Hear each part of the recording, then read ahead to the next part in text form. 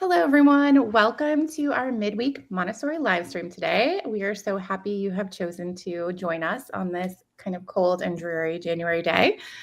And today we have a presentation that I think is going to be extremely helpful, especially at this particular time of the year when a lot of school leaders are looking towards school enrollment. And our guest today and I have quite a bit in common in terms of like our passions in life. So we are both very passionate about Montessori and very passionate about marketing. And so with me today, I have Camila Campuzano, who is from Nido Marketing. And she is going to give us some really insightful presentation on how to make the most of your Montessori marketing, especially at this time of the year. And I had the pleasure of meeting Camila in person this month at the Thrive East Coast Tour and seeing some of this presentation. I was so impressed by it. So I'm really excited that we get to share it with our viewers today. So Camila, welcome. We're so happy to have you. Well, firstly, thank you so much for having me. I'm excited to be here and just connecting with more Montessori leaders and people who are just interested in growing their Montessori schools. A little bit about myself. I've been the community manager at Nido Marketing for almost 5 years now, and we've been helping Montessori schools market to prospective parents for 8 years. And Montessori is a really unique space when it comes to marketing and outreach because it really just comes down to a lot of parent education and a lot of nurturing. And this is something that we do a lot and we really focus on this time of year when we're focusing on those enrollments for the upcoming school year. So my goal is just to provide schools with resources, whether you're a client of ours or not. We have a variety of free resources to just help you grow and market your Montessori school.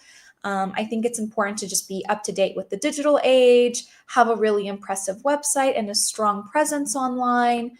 And I'm here to answer your questions as well about marketing, and I'm happy to answer and talk more about maybe what you guys are struggling with currently this enrollment season, address any kind of pain points, maybe offer a couple strategies. So feel free to ask questions throughout or, just pick my brain a little bit. As I mentioned, I will be sharing a couple of free resources with you here as well that I definitely encourage every school to check out. But yeah, I put together a presentation, but I know these live streams are usually meant to be very interactive and conversational. So feel free to comment or, we can discuss throughout. I'm happy to address any questions. Yeah, absolutely. So as you're watching, feel free to put chat in the comments. If we don't address it during the live stream, Camila will get in touch with you. I'll make sure she gets the comments and the questions.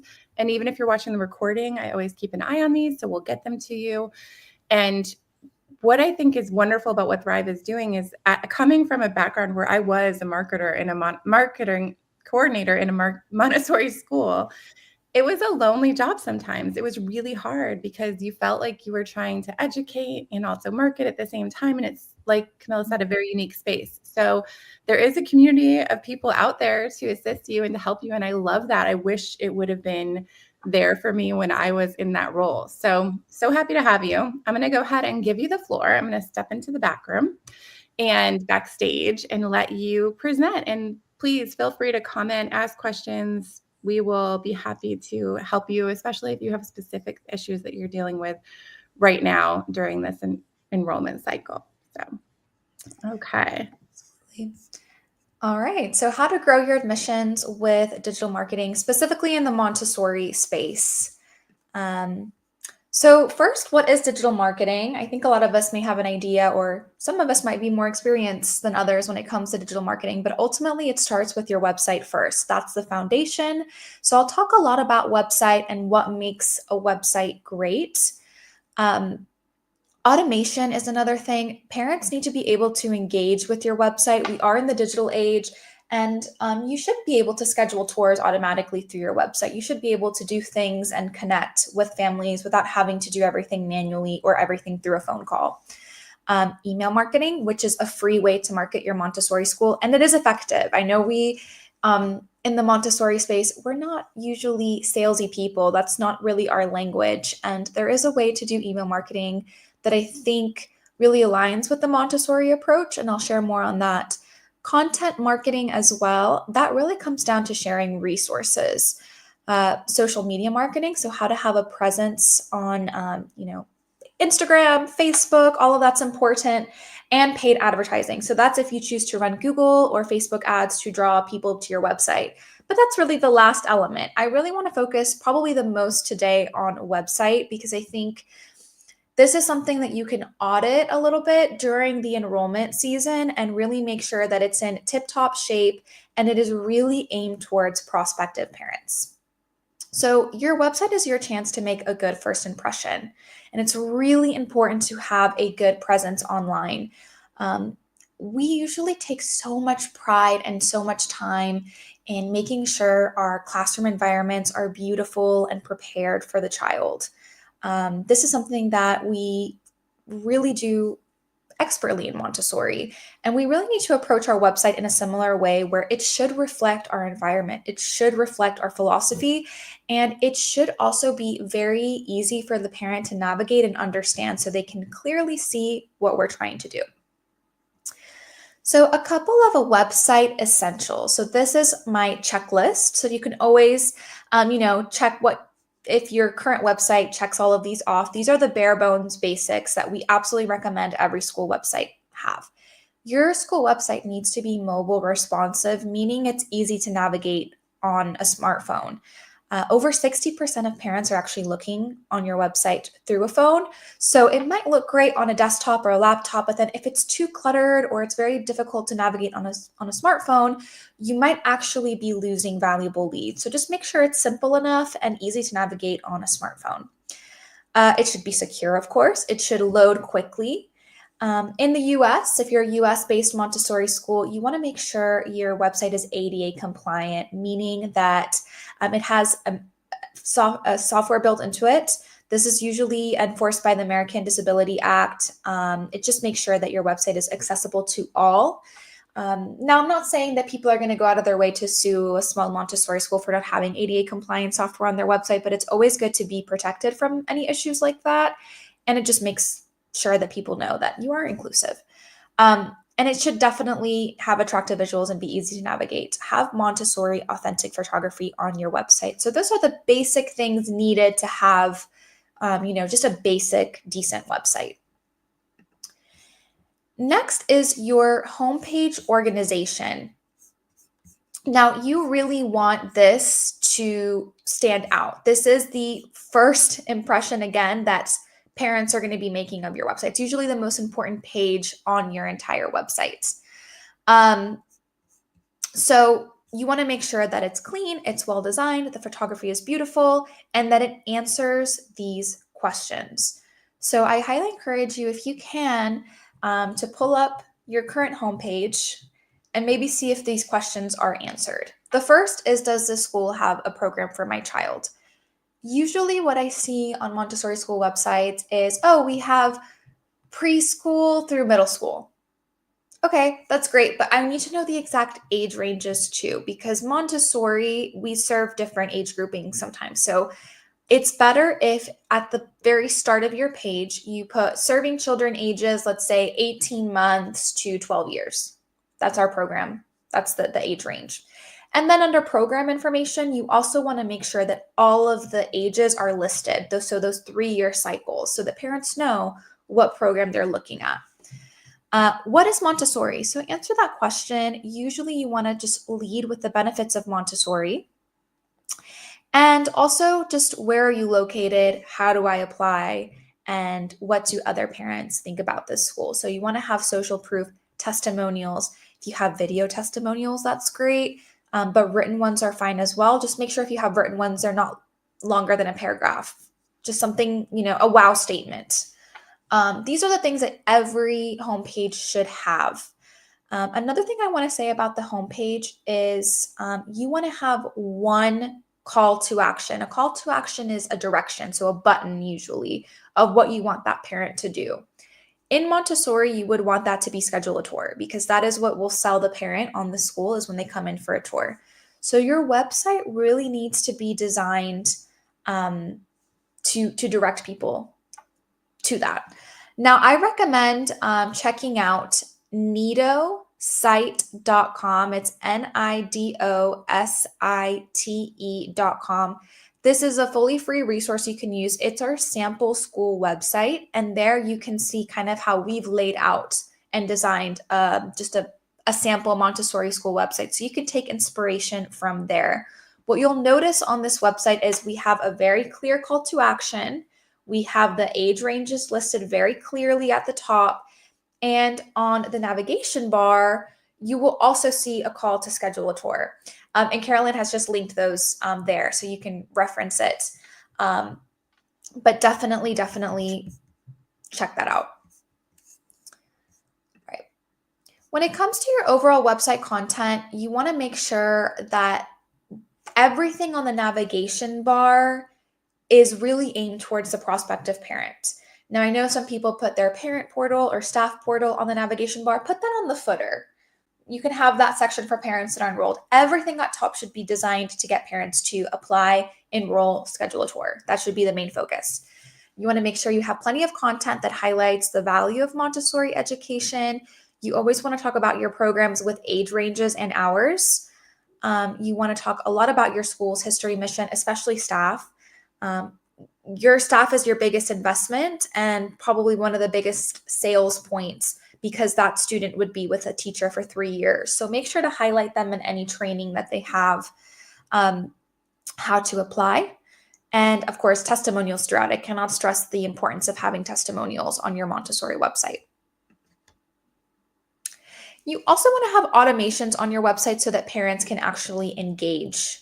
Something I highly recommend is something that we call gating your tuition. So you'll be able to see this on the Nido site. If you go under admissions and tuition and fees, you'll be able to click that tuition and fees page. And instead of seeing our tuition rates listed on our site for anybody to see, we like to have a form that gates this information, because what we've noticed that parents do is they go to the homepage, they see if there's a program for the child. If there is, they want to know how much it costs. If it's too much, they don't bother looking at anything else. They leave, they forget about it. So this way, they have to put in their name and email, and they click a button. They're still automatically getting that information emailed to them, but now you have their email address. So you can contact them, you can send them email marketing, you can send them a personal invitation to schedule a tour. So it wasn't a ghost engagement, and this parent has some interest in Montessori, at least enough to ask for the pricing. So that's where you can step in and educate them on the value. You can highlight the benefits. And usually when a parent learns more and more, they might be interested, they might be inclined to come in for a tour. And when they see the facilities, they do everything they can to make it work financially, because Montessori is that special. So I recommend having a form for this. Parents should be able to schedule a tour automatically online. I highly recommend this. Millennial parents and Gen Z parents do not like making phone calls to schedule a tour. So the easier you can make this, the better. It should be available to them 24/7. If they have to call you for a tour, they can only do that within working hours. Well, guess what? A lot of parents work, but both parents. So it's important to be accessible to those parents. You want to have maybe something like a lead generator. So you'll also see an example of this on the Nido site homepage. I believe on the Nido site homepage, it's something like sign up for a 5-day free email course. Give us your name and email, and you'll receive, emails from us teaching you about Montessori. Or it could be something like an informative article, maybe an article about Montessori versus traditional. What's the best fit for your family? Or it could be a free ebook about positive discipline parenting, or something like that. So you're giving them a piece of valuable information, and they're giving you their email address. And now you have a new lead that you can nurture to enrollment. You can also make it a fun online quiz about whether Montessori is right for them. And you always want to have a general inquiry form or a contact us form. Most websites have this. But I promise you, if you use any of these forms, the ones that will be filled out the most, without a shadow of a doubt, with every school that we've worked with, is the tuition request form and the schedule a tour online. So make sure you have those two, because that's a great way to generate leads for the admissions process. Some things to note about when you do intake those leads: it's important to respond to them quickly. So have automations in place. So when they request the tuition information, it should be automatically sent to them. It shouldn't be sent to them a day later. make sure you have one point of contact for prospects, whether that's admissions at nidomontessori.com or something like that, where you can keep track of all of that contact information, all of the emails exchanged. It makes things a little bit easier. And then you can hand that over maybe to a direct person once that parent is further along. Please host open houses and events, and have forms on your website or a pop-up on your website whenever you're hosting these events for parents to sign up for. And position yourself as the expert. The way to do this is to share valuable resources and content. So by offering a free ebook, you're positioning yourself as an expert. By putting insightful information on your website, you're positioning yourself as an expert. So make your website kind of blow people away. This is our admissions funnel. And I know Carolyn mentioned we did an East Coast tour this past month where we went to 4 different schools in the East Coast, and we hosted these in-person events, and we touched base with a lot of schools. And what one school told us is you need about 100 prospects or inquiries to get maybe 1 to 5 enrolled. So that's just the rate of what they're dealing with. So it's really important to have a way on your website to get lead information, to collect email information, to reach out to these people constantly. And it takes a lot of nurturing to get them to enrolled. So maybe it's a school visit, maybe it's a child visit, maybe, a meeting along the way, a couple phone calls to answer their questions, to really encourage them to submit an application. So it's a lot of work to get someone from the top to the bottom, and you do lose people along the way. But hopefully at the end, you have those mission-aligned parents who really see and understand the value, and you've explained so much about what you're all about that those parents are going to be great families to join your community. Step 3, I really recommend using email marketing. So why email marketing? First of all, it's free. It doesn't cost you any money to email market. If you're having all of these forms on your website to collect that email data, you should be marketing to them. It's personal. It connects with busy parents, and it has a lot more staying power than social media. So sometimes people don't delete their emails. It might linger in their inbox. They might share it with other parents. And this is a list that you own, that you've created by having a great website and collecting that data over time. How to utilize your email list. I recommend sending a regular newsletter, notifying parents about special events and admissions deadlines. So if you're starting a wait list soon, educating parents with a series of emails. We call this an email nurture. So let's say somebody requests tuition information from you. You can have a CRM or software, or maybe you can use MailChimp to add that person to a list, to send them a series of maybe 1 email a week for 7 weeks, encouraging them to schedule a tour. And why should they pick Montessori, and what makes your Montessori school special? So it kind of feeds them back into your website and encourages them to schedule that tour. And notify parents about any content on your website. If you publish a new blog, direct people back to your website, because again, if your website is designed for enrollment, hopefully people will schedule a tour or make some type of conversion. I also recommend publishing a weekly blog. It really helps and educates parents. It establishes you as a thought leader. I always like to use this example. If I'm a Montessori parent, chances are that I am a researcher at heart.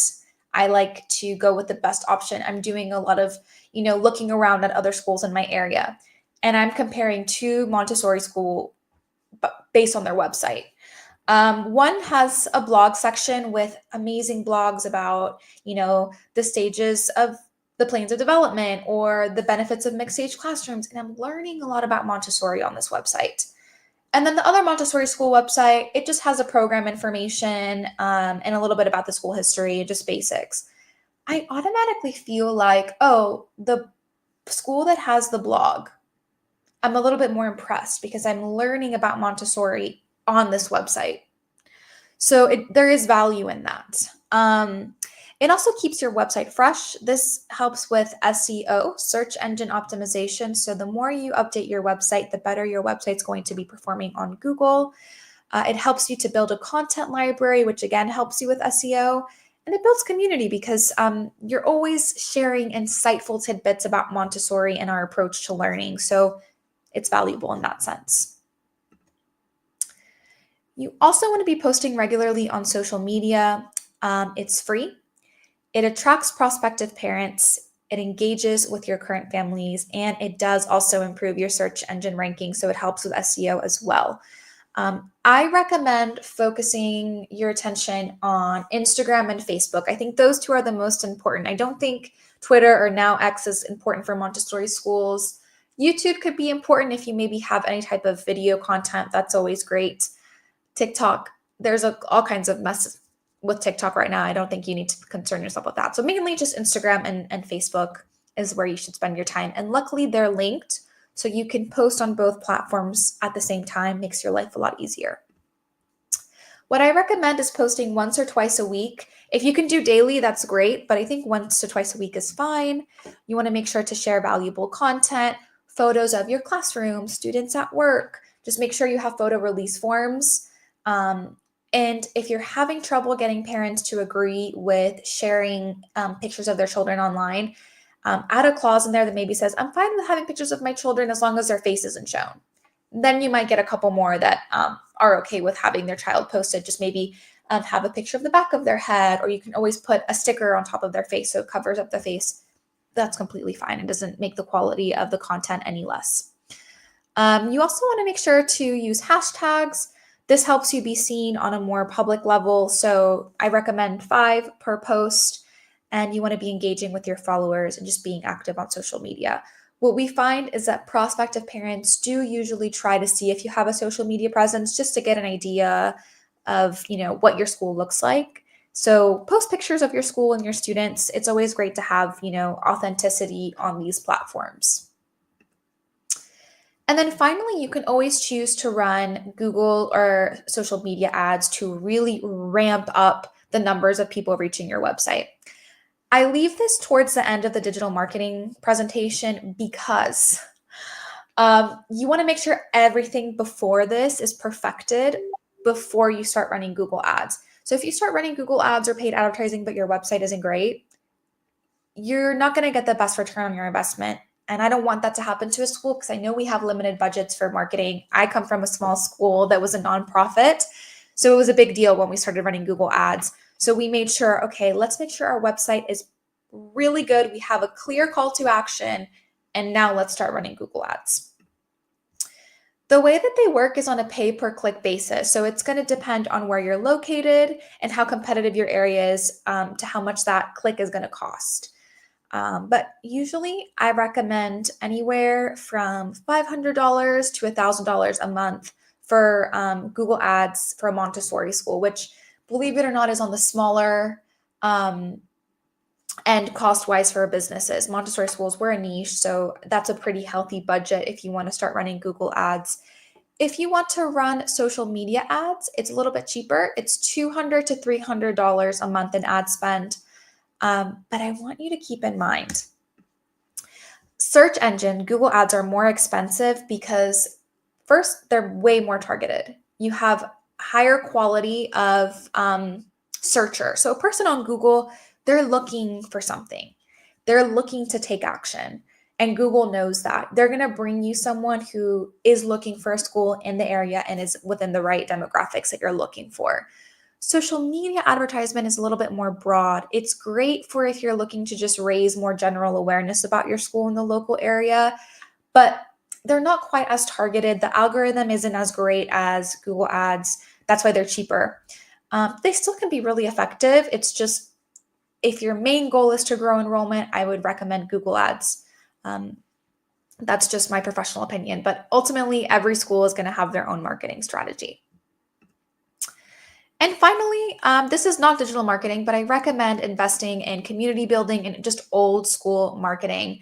A couple things that you can do to really stand out is position yourself as offering free parenting resources, hosting parenting classes and workshops, open at least one parenting class up to the public local community and invite parents that aren't in your school.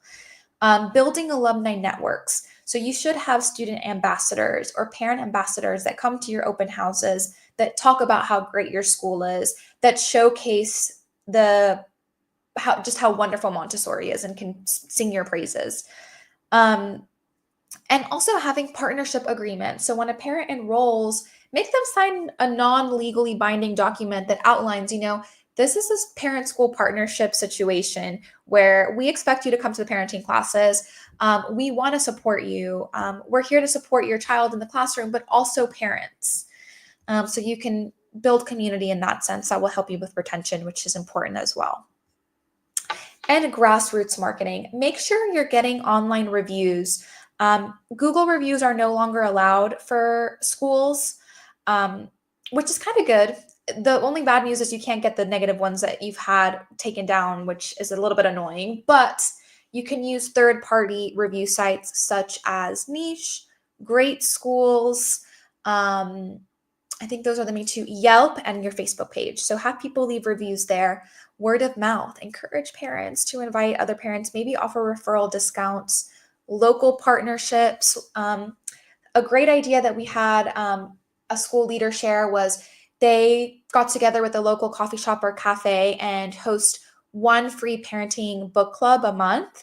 It brings the cafe business, and it's great because the school gets to kind of put their name out there and organize just, a fun event for local parents and makes Montessori a little bit more approachable. Physical media like flyers, brochures, yard signs are always effective. Please host open houses and market them. And local fairs and markets. So if there's a local fair and market in your area, I recommend going there. So that's my presentation. I know we have 2 minutes left or a minute or so, but I want to make sure I answer your question. So is there anything else I can share? I'm happy again to go over anything again or just share a resource. Oh, and I forgot to say as well, we have a website called MontessoriThrive.com. On there, you can access a lot of free resources. It's 100% free for any Montessori school leader to join. There we have email marketing templates. We have content that you can use to create blogs. We have sample parent handbooks, sample photo releases, a lot of things just to help you so you don't have to start from scratch. So I highly recommend to set up an account and join today and explore there a little bit. We also have a forum where you can connect with other Montessori school leaders to talk about marketing or just school leadership in general. I signed up recently just to see what y'all have to offer, and I was so impressed. I mean, I think it's a treasure trove of resources that will save you so much time and energy. It is really a village for you as a school leader. And the other thing that y'all do that is so cool is your town halls. So tell us a little bit about your town halls for Montessori leaders. Absolutely. So every Thursday we meet on Zoom. It is 100% free and any Montessori school leader can join. We usually talk about Montessori school leadership topics. So oftentimes we'll invite thought leaders. Actually, Carolyn is joining us next week to talk a little bit about AIM and just, investing in your staff. But we like to talk about things that are within the Montessori space and mostly align with the needs of school administration and leadership. So we've had some amazing speakers in the past. We've had people like Tim Selden join. We've had Jonathan Wolf. We've had Mary Lou Cobb, just some great Montessorians come and share their expertise. And sometimes we also talk about, what are the pain points in terms of Montessori marketing, and we answer your questions and offer strategies. They're also an open forum in a sense where Montessori school leaders can exchange ideas with one another. They're usually an hour long, and like I said, they're always free to join the live, and they're recorded and posted on the Nido Marketing YouTube channel. So you can see all of our past ones there, and you can also find them in our Montessori Thrive collection. So and the link to that, let me see if I can share it. It's to sign up for those. It's nidomarketing.com/townhall. Let me share that here. And we'll make sure we get it on all the channels because it might not post everywhere, but we'll make sure everybody sees it.